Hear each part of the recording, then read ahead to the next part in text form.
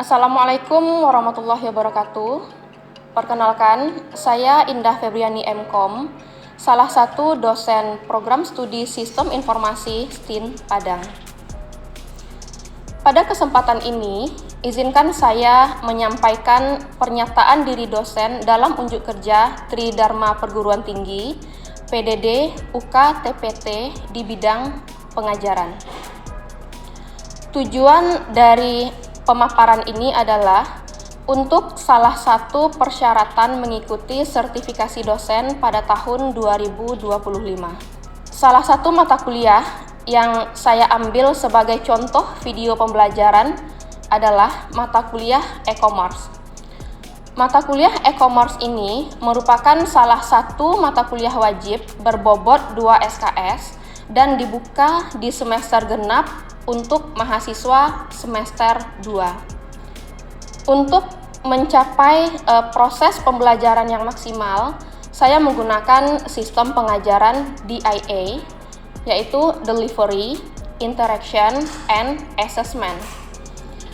Delivery merupakan cara saya menyampaikan materi yang saya berikan kepada mahasiswa agar dapat diterima oleh mahasiswa dengan baik.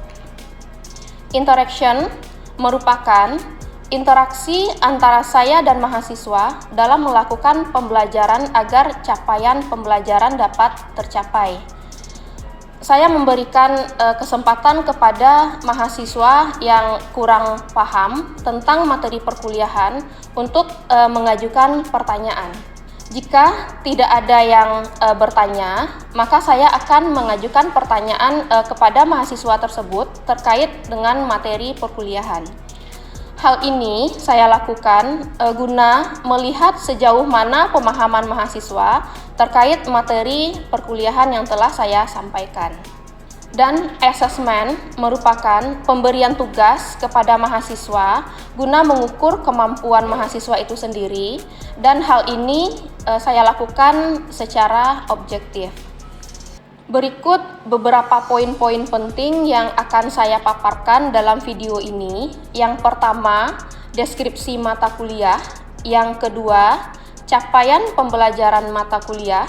Yang ketiga, materi pembelajaran. Yang keempat, sistem pembelajaran. Yang kelima, metode pembelajaran. Dan yang keenam, sistem penilaian. Yang terakhir itu video pembelajaran.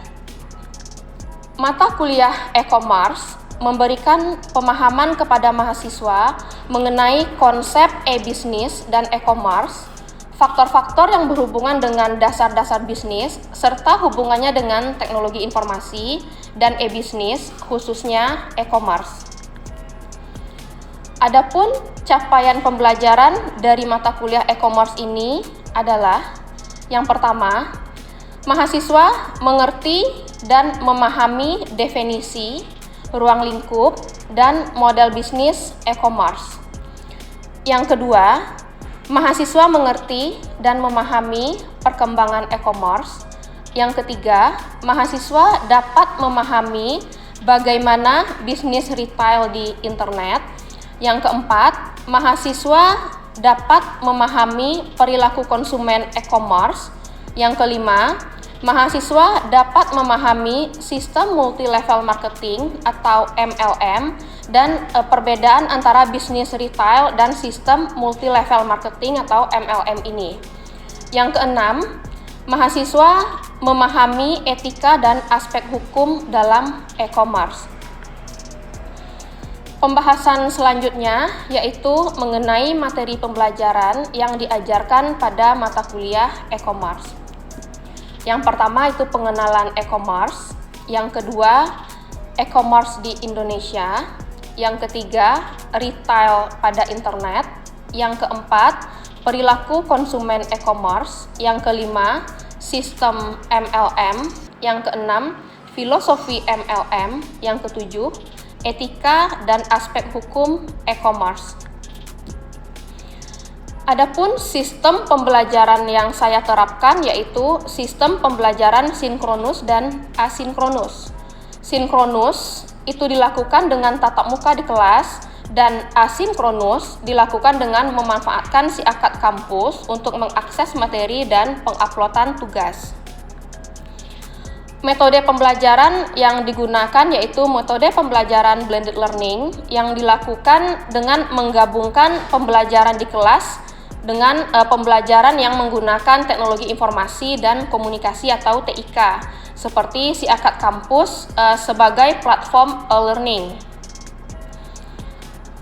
Sistem penilaian saya lakukan secara objektif terhadap mahasiswa dengan pembobotan nilai diambil dari absensi sebesar 10%, tugas 20%, kuis 10%, UTS 30%, dan UAS itu 30%, sehingga total keseluruhan menjadi 100%. Berikutnya yaitu cuplikan dari video pembelajaran yang saya lakukan di dalam kelas bersama mahasiswa pada mata kuliah e-commerce. Selamat menyaksikan. Assalamualaikum warahmatullahi wabarakatuh. Waalaikumsalam warahmatullahi wabarakatuh. Selamat pagi Ananda. Seperti biasa, sebelum perkuliahan kita mulai, alangkah baiknya kita berdoa terlebih dahulu. Berdoa menurut kepercayaan masing-masing dimulai. Ananda, sebelum kita masuk ke materi, Ibu akan cek absensi Ananda masing-masing. Aida, Agni, Elin, Febri, Friska, Ismia.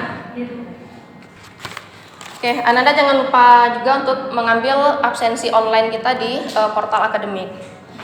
Ananda, untuk pertemuan kita kali ini kita akan membahas mengenai pengenalan dari e-commerce. Nah, sebelum kita masuk ke e-commerce itu sendiri, nah sekarang Ibu ada pertanyaan untuk Ananda. Apa yang Ananda ketahui tentang e-commerce? Penjualan digital. Ya. Penjualan digital. Oke. Apalagi? Penjualan online yang pembayarannya itu juga dilakukan secara online atau bisa juga secara langsung. Secara langsung. Oke. Untuk e-commerce sendiri Ananda itu sudah akrab di kehidupan kita sehari-hari ya. Jadi kita sendiri itu sudah banyak yang memanfaatkan perbelanjaan online melalui aplikasi e-commerce. Jadi kita akan masuk ke pengantarnya sedikit. E-commerce dan e-business itu tidak bisa kita pisahkan ya Ananda ya. Nah, kita mulai dari e-business Ananda.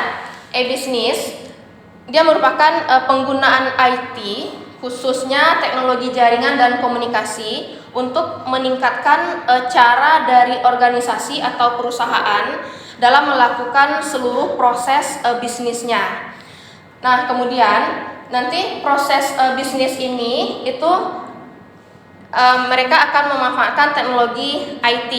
Nah, untuk e-commerce sendiri Ananda, dia merujuk pada pelaksanaan transaksi bisnis. Jadi e-commerce itu berada di dalam e-business. E-business lingkupnya itu lebih besar daripada e-commerce. Nah, e-business versus e-commerce. Nah, salah satu bentuk dari e-business yaitu e-commerce. Nah, ada di sini model bisnisnya itu B2B, business to business, kemudian B2C, business to consumer. Nah, e-business sendiri itu dia jangkauannya tuh lebih luas atau lebih umum. Kemudian e-business dia merupakan interaksi dari bisnis ke bisnis. Kemudian kolaborasi, interaksi di level aplikasi. Jadi dia hanya memanfaatkan level aplikasinya. Kemudian proses bisnis. Nah, selanjutnya itu untuk sharing bisnis intelijensinya. Nah, optimasi manajemennya, optimasi enterprise-nya, kemudian proses seperti supply chain manajemennya. Nah, dia juga mencakup bisnis proses atau manajemen.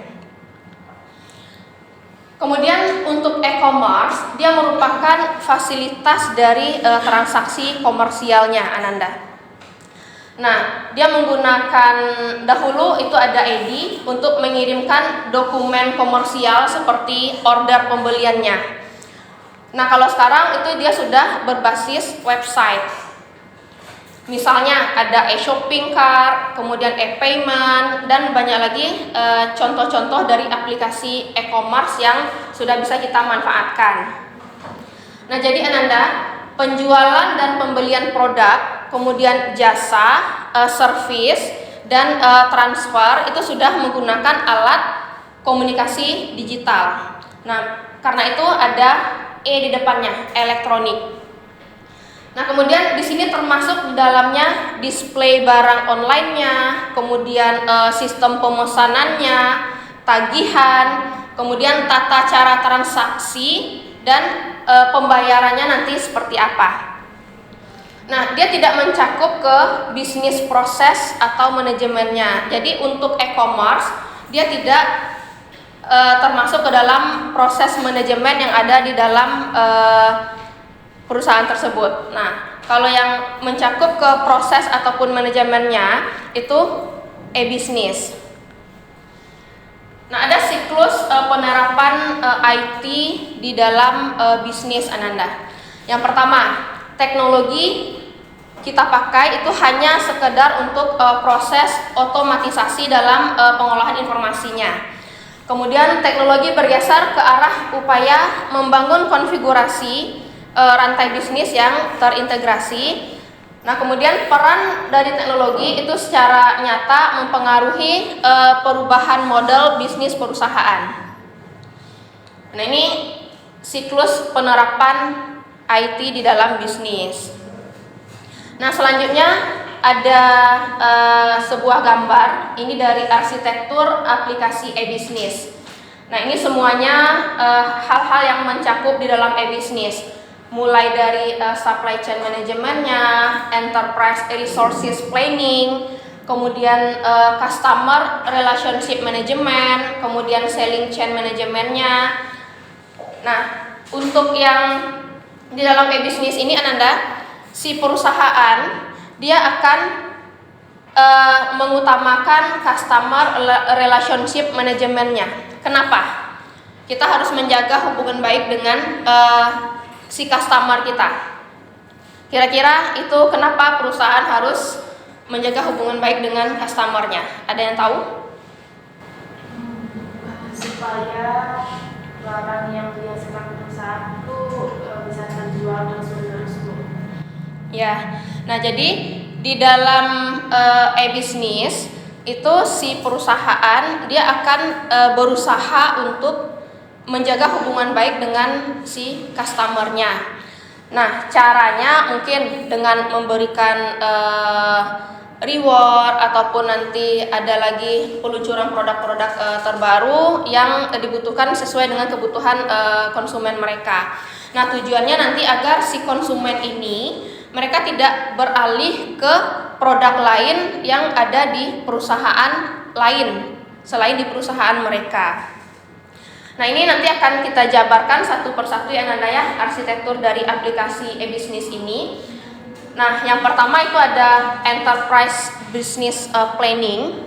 Nah, di sini sistem informasi pendukung e-bisnis itu dia akan menyediakan berbagai macam kebutuhan perusahaan seperti supply chain-nya, CRM-nya, kemudian marketing, warehouse, shipping, dan payment. Nah, serta nanti dia mampu melakukan otomatisasi terhadap proses bisnis mereka. Kemudian yang kedua itu customer relationship management. Nah, sistem otomatisasi real time yang memanajemen customer. Kemudian dia juga melakukan personalisasi terhadap produk dan service berdasarkan keinginan dari customer. Nah, jadi mereka akan mendengarkan apa yang dibutuhkan oleh customernya. Karena tanpa customer nanti bisnis kita itu akan bisa berbahaya ya, di dalam situasi yang berbahaya. Kemudian selanjutnya itu ada Enterprise Application Integration. Nah, dia merupakan konsep integrasi berbagai proses bisnis untuk memperbolehkan mereka saling bertukar data. Nah, di sini datanya itu akan data yang akan dikembangkan oleh si pemakai. Kemudian selanjutnya SCM atau Supply Chain Management. Nah, dia akan memanajemen rantai supply secara otomatis terkomputerisasi. Selanjutnya itu Enterprise Collaboration System. Nah, di sini dia akan mendukung dan meningkatkan komunikasi dan kolaborasi di antara tim dan grup yang ada di dalam suatu organisasi. Nah, ini Ananda ada tahapan dari sales order. Proses di dalam perusahaan tadi melakukan pemenuhan terhadap pesanan pelanggannya. Nah, mulai dari customer, kemudian nanti akan sampai ke customer management, nanti quotation. Nah, mereka melakukan inventory check, ada nggak di gudang atau warehouse mereka. Kemudian packaging and shipment. Nah, payment dan nanti barangnya akan dikirim. Oke, selanjutnya kita akan lanjut ke definisi dari e-business dan e-commerce itu sendiri, Anda. Nah, e-commerce kalau bahasa kitanya itu perdagangan elektronik ya, E-nya elektronik, commerce-nya itu perdagangan. Nah, di sini dia merupakan proses pembelian dan penjualan produk, kemudian jasa, dan dia juga bisa berupa informasi yang dilakukan itu secara elektronik. Seluruhnya itu elektronik. Nah, di sini dia akan memanfaatkan jaringan komputer. Nah, salah satu jaringan yang digunakan yaitu jaringan internet. Nah, e-business dia merupakan transaksi dan proses digital dalam sebuah perusahaan dengan menggunakan sistem informasi. Nah, kalau e-commerce dia bagian dari e-business, tapi e-business itu cakupannya lebih luas dari e-commerce. Nah, seperti yang Ibu jelaskan di awal tadi, e-business dia akan dia mencakup seluruhnya mulai dari proses ataupun manajemen yang ada di dalam perusahaan itu. Tapi kalau e-commerce dia hanya untuk transaksi elektroniknya saja, Ananda. Nah, ini definisi e-commerce berdasarkan bahasa. Elektronik, commerce, komersial sama dengan perdagangan. Nah, di dalam perdagangan, Ananda, itu ada beberapa komponen perdagangan yang harus ada. Yang pertama itu pastinya ada penjual, kemudian ada pembeli, kemudian ada tempat transaksinya. Kalau yang tradisional itu biasanya tempat transaksinya itu berupa pasar. Kalau yang elektronik apa? Apa yang kita gunakan untuk kita bertransaksi? Aplikasi e-commerce-nya. Nah, banyak contohnya ya. Ada Shopee, apalagi Tokopedia, Lazada, dan banyak lagi aplikasi e-commerce yang bisa kita manfaatkan.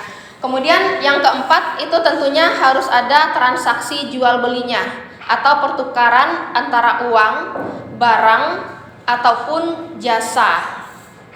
Nah, ada pengertian dari e-commerce itu menurut Kalakota dan Winston itu pada tahun 1997 di dalam buku M. Suyanto 2003. Nah, ada 4 perspektif ya, atau 4 sudut pandang pengertian dari e-commerce. Yang pertama itu perspektif komunikasi. Nah, di sini e-commerce dia merupakan pengiriman informasi, produk atau layanan ataupun pembayaran melalui lini telepon, jaringan komputer atau sarana elektronik lainnya. Nah, yang kedua, perspektif proses bisnis. Nah, e-commerce itu merupakan aplikasi teknologi menuju otomatisasi transaksi dan aliran kerja perusahaan. Yang ketiga itu perspektif layanan. Nah, e-commerce merupakan salah satu alat yang kita gunakan untuk memenuhi keinginan perusahaan, kemudian konsumen dan manajemen dalam memangkas service cost, biaya servis ketika kita ingin meningkatkan mutu barang ataupun kecepatan terhadap pelayanan yang ada. Yang keempat itu perspektif online. Nah, di sini e-commerce dia berkaitan dengan kapasitas jual beli produk dan informasi di internet dan jasa online lainnya. Nah, ini 4 perspektif berdasarkan Kalakota dan Winston.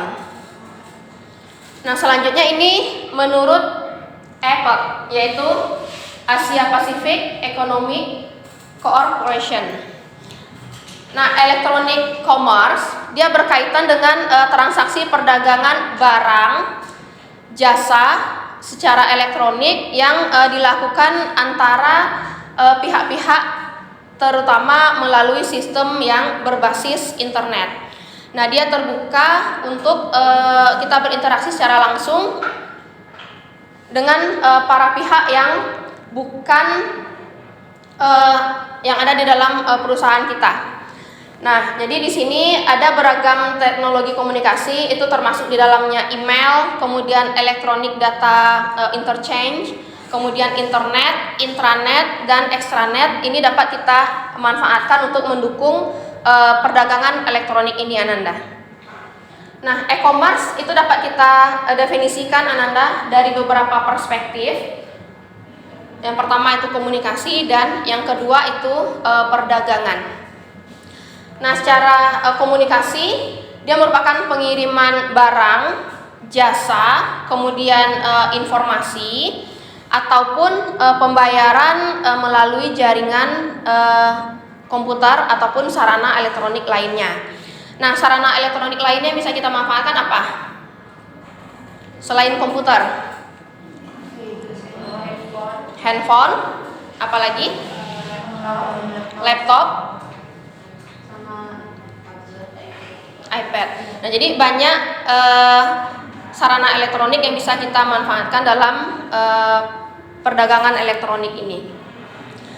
Nah, yang kedua itu berdasarkan perspektif perdagangan, dia merupakan penyediaan sarana untuk membeli dan menjual produk, jasa, dan informasi melalui internet atau fasilitas online lainnya.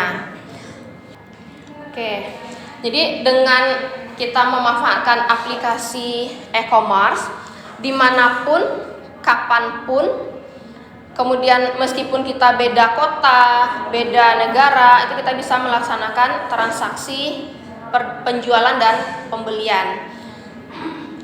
Nah, tentunya kita dengan memanfaatkan jaringan internet.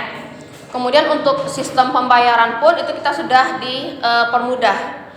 Bisa menggunakan debit online, transfer bank, bahkan ada yang pay later. Nah, itu ada belanja sekarang, bayarnya nanti. Nah, itu juga sudah ada. Untuk sistem pembayaran pun kita sudah banyak dipermudah. Nah, ini pengertian secara umum, Ananda, singkat sebenarnya. E-commerce dia merupakan proses transaksi jual beli secara elektronik melalui media internet. Nah, itu jual belinya itu terserah, bisa berupa barang, jasa, ataupun informasi.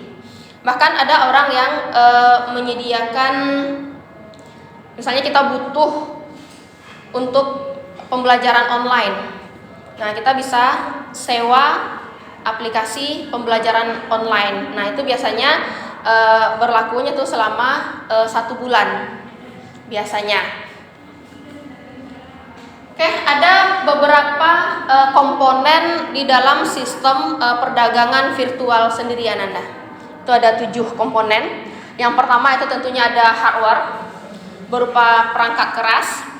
Hardware itu contohnya komputer, iPad, handphone ataupun smartphone. Kemudian software, dia berupa sistem operasi yang bisa kita gunakan untuk menjalankan hardware kita tadi. Ada Windows, Java, ada Android. Kemudian browser internet itu Google Chrome, Mozilla, Firefox, dan banyak lagi macamnya. Nah, situs website itu ada yang menggunakan bahasa pemrograman PHP, ASP, atau ada juga yang menggunakan CMS. CMS itu dia berupa template Ananda, template jadi. Jadi nanti kita tinggal memposting dia atau memasukkan dia ke dalam sebuah hosting dan domain. Nanti kita tinggal memasukkan barang dagangan kita ke dalam CMS tadi. Selanjutnya tuh ada brainware, tentunya si pembeli dan si penjual sebagai administrator si penjualnya. Nah, ada lagi external online service yang sifatnya jasa. Nah, sifatnya jasa itu bank untuk jasa transfer ataupun pembayaran. Kemudian jasa pengiriman barang. Nah, itu sudah sangat banyak ya jasa pengiriman barang yang bisa dimanfaatkan saat ini. Yang kelima, sistem informasi manajemennya. Nah, ini berhubungan dengan dokumen-dokumen. Mulai dari dokumen transaksi, bukti pembelian, kemudian bisa juga nanti dikirimkan via email. Kemudian ada lagi pesan konfirmasi dari si pembeli atau si penjual, serta sistematika penjualan ataupun pembelian yang ada di perusahaan tersebut. Yang keenam itu sistem informasi akuntansinya. Nah, ini berhubungan dengan keuangan. Mulai dari laporan penjualan dan pembelian, kemudian laba perusahaan nanti seperti apa. Yang terakhir itu sistem keamanan komputer atau jaringannya. Nah, ini sangat penting juga untuk kita perhatikan. Sistem keamanan komputer dan jaringan agar apa? Agar tidak ada gangguan dari pihak luar. Nah, selanjutnya ada faktor pendukung dari e-commerce. Itu ada 5 poin. Yang pertama, e-commerce itu cakupannya luas. Karena kita memanfaatkan jaringan internet, jadi daerah yang sudah ada jaringan itu bisa kita jangkau. Kemudian yang kedua, proses transaksinya itu juga cepat. Yang ketiga, e-commerce ini dia juga dapat mendorong ke kreativitas dari pihak penjual secara cepat, tepat. Kemudian pendistribusian informasi pun itu juga harus disampaikan secara periodik. Nah, yang keempat, e-commerce dapat menciptakan efisiensi yang tinggi, murah, dan informatif. Yang kelima, e-commerce dia dapat meningkatkan kepuasan pelanggan dengan pelayanan yang cepat, kemudian mudah, aman, dan akurat. Nah, tapi di sini ada hal yang harus kita ingat ya Ananda ya. Kebanyakan toko-toko yang memanfaatkan aplikasi e-commerce itu mereka harus barang yang mereka masukkan itu harus sesuai dengan deskripsi dan gambar yang mereka pasang di dalam aplikasinya. Nah, karena kebanyakan itu sudah ada beberapa kasus yang kita lihat tampilan gambarnya bagus, tahu-tahu real pic-nya, gambar aslinya atau barang aslinya jauh dari gambar yang ada. Jadi kalau seandainya Ananda mau memanfaatkan aplikasi online ini, itu Ananda juga harus memperhatikan hal tersebut. Oke, Ananda, mungkin untuk pertemuan kita hari ini Ibu cukupkan sampai di sini. Terima kasih atas kehadirannya. Sekali lagi Ibu ingatkan, jangan lupa untuk pengisian absensi online-nya di portal akademi kita. Oke, terima kasih. Assalamualaikum warahmatullahi wabarakatuh. Waalaikumsalam warahmatullahi wabarakatuh.